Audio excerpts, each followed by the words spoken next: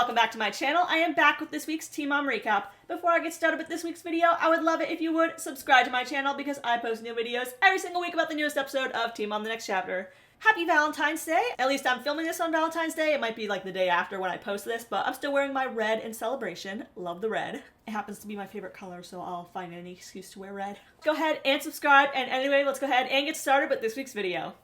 So we begin with Mackenzie. My A1C is high, so I won't be doing IVF anytime soon. Ganon's birthday is coming up, and he's going to be 13 years old.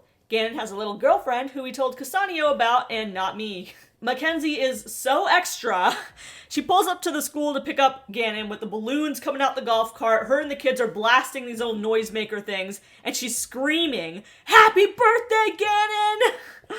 Like, if this were my mom, I would go running in the other direction. I'll walk home today. It's good.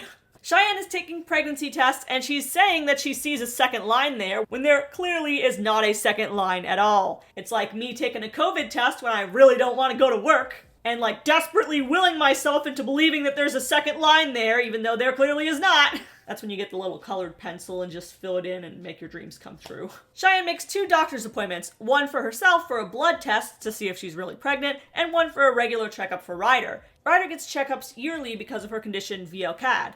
The doctor ended up finding something irregular at Ryder's checkup this time, so she schedules a cardiologist appointment and informs Corey about it. Leah is still trying to get Allie to use her wheelchair. Your doctor says you need to use it. Then I won't go to football games at all. For those games, I don't have to walk as far as you think. You're going to over-fatigue yourself. And then Gracie, her sister, comes in, sits down, and kind of inserts herself into the conversation and starts acting like a second parent. Gracie says to Allie, "You need to realize that you have muscular dystrophy. If you do too much, it's life-threatening. You know that you weren't supposed to live past 16? You're only alive because our parents did the right thing and learned more about the condition."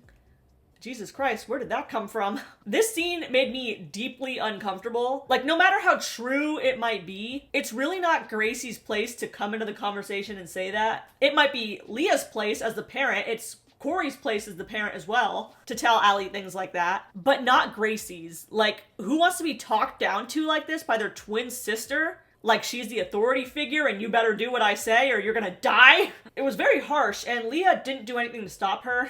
Allie says, "But I know what's better for me. They're not letting me do what I know." Gracie says, "I promise your mom knows you better than you do." "No, I promise my mom doesn't know my body like I do. It's my body. You know, you fell in the kitchen a few days ago." "Yeah, because there was water on the floor." "Well, you have muscular dystrophy. You can't catch yourself when you fall like normal people do." "Yes, I do catch myself." Everything is very tense, and the girls start to leave the room. Leah says, "Well, now I want a hug." And Allie says no and walks away. And I feel a lot of sympathy for Allie watching this scene. It makes a lot of sense why she's rebelling, because she has multiple people coming at her in an aggressive manner, like, "You better use that wheelchair or you're gonna die." And "you weren't supposed to live past 16 is a pretty insane statement by your sister, and it feels like Allie does not feel heard or listened to by anybody. And she's basically being told that she doesn't know her own body. Now, Leah may be correct that Allie does push herself too hard, but there was probably a better way to go about this. Ashley's mom gets a job on a cruise ship. Ashley is supportive, but also worried. "My mom is a big support for me, and her not being here is one more thing on my plate."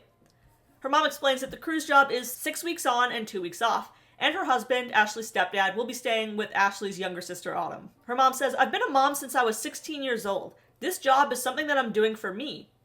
I'm 40% sad and 60% excited for my mom to leave, but now Holly's dad and grandma will both be gone, and that's a lot of absence for her." Holly comes down the stairs and she says, "I'm a little sad, but I'm also a little happy that you're going because you're going to make a lot of money." Devoin calls Briana and says that he's going to come down from Michigan for Nova's birthday. "You could spend the night here if you want. You know, to spend time with the kids." That's suspicious. That's suspicious.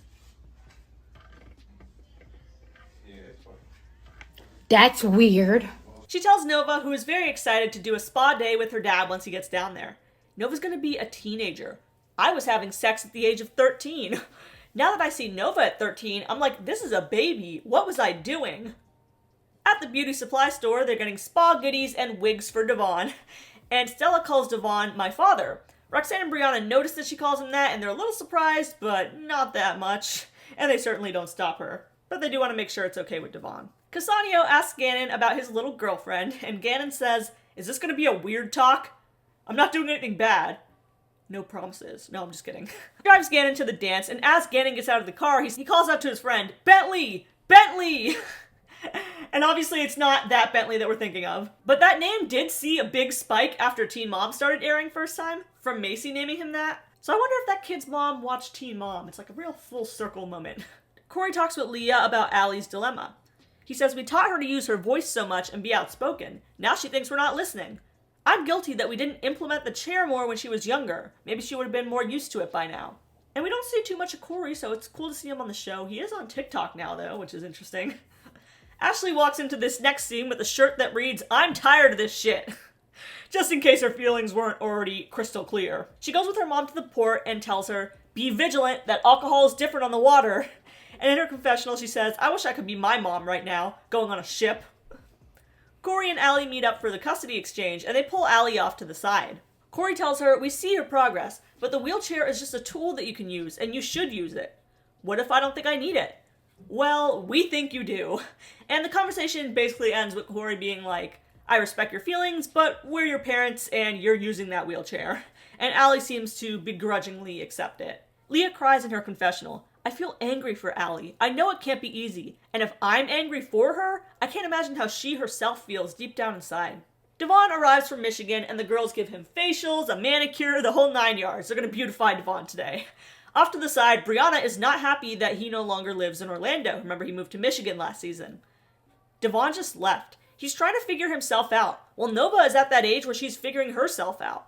When I was Nova's age, I wanted my father around. I need his help and I need him here. Roxanne goes to talk to him. "I raised my kids. Now it's time for you to raise yours. You can't run away. She's gonna need you. The statistics for Nova lean towards her becoming a teen mom herself. So many things can go beautifully right or horribly wrong." And I do have mixed feelings, like I kind of explained last season about Devoin moving so far away. Like, on one hand, he really, like, imagine if Briana did that. She couldn't do that, you know? But he's also making money and presumably sending it to Briana for child support, so it's not like he's out there doing nothing. Mixed feelings. In this next scene, Cheyenne's doctor calls, and they are playing this extremely dramatic music. Like, this music is so dramatic. The only scene that it would have actually fit in was, like, the scene where Ryan was driving high. It's that level of melodramatic. But the situation with Cheyenne trying to get pregnant, it's, like, so unserious. We already know it doesn't happen. And, of course, the doctor reveals that Cheyenne is not pregnant. It's so anticlimactic. She's been in all 3 episodes of Team on the Next Chapter so far with literally no storyline. It's really annoying because I thought that MTV was gonna, like, you know, switch people out of the episodes if they didn't really have anything going on, but Cheyenne's always there. Anyway, Cheyenne has an appointment for a rider tomorrow, and Zach says, "I moved my schedule around so I could go with you." Bitch, what schedule? Anyway, at the appointment, they say that the structure of Ryder's heart is great, but they do want her to wear a heart monitor for 2 weeks just to rule out any cardiac problems. Cheyenne is a little worried. She says, "How do I convince my child she's going to be okay when I'm trying to convince myself?" The next scene is Mackenzie and Ganon, and it makes me a little uncomfortable. I noticed that a theme with this episode, and possibly this whole season, is like they're trying to put more of the focus on the kids rather than the moms and the dads. And I'm assuming it's because the parents either don't have a storyline or don't want to divulge any actual tea, so they try to get, like, content out of the kids now that they're teenagers, and it's just a little bit weird. Like, why would I want to watch drama surrounding a 13-year-old's middle school dance? I feel like we're kind of past that point. If you do like that content, there's plenty of, like, family channels on YouTube that cater to that kind of stuff. Me, I'm here to see the moms get into petty, ridiculous drama. I don't really care for, like, children's drama. Anyway, so Mackenzie goes snooping through Ganon's phone, and Casanio says, "I don't think it's right of you to do that." Shout out to Casanio, we love Casanio. But Mackenzie finds something interesting and her eyes get huge. She points it over to Casanio and she said, "Did you talk like this when you were a kid?" "I did, but..."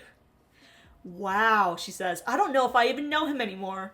So they don't show whatever text they found, but Mackenzie kind of implies what it was in her confessional. She says his friends are talking about getting blowjobs. Ganon knows about these things. He's talking about them. Has he done them? I don't know.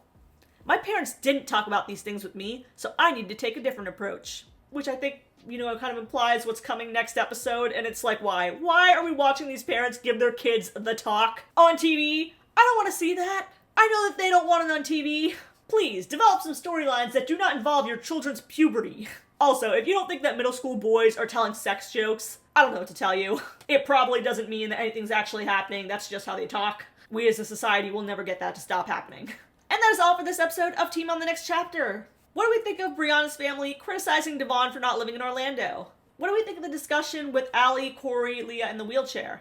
Make sure to leave a comment down below, and make sure to subscribe for more Team On recaps every week.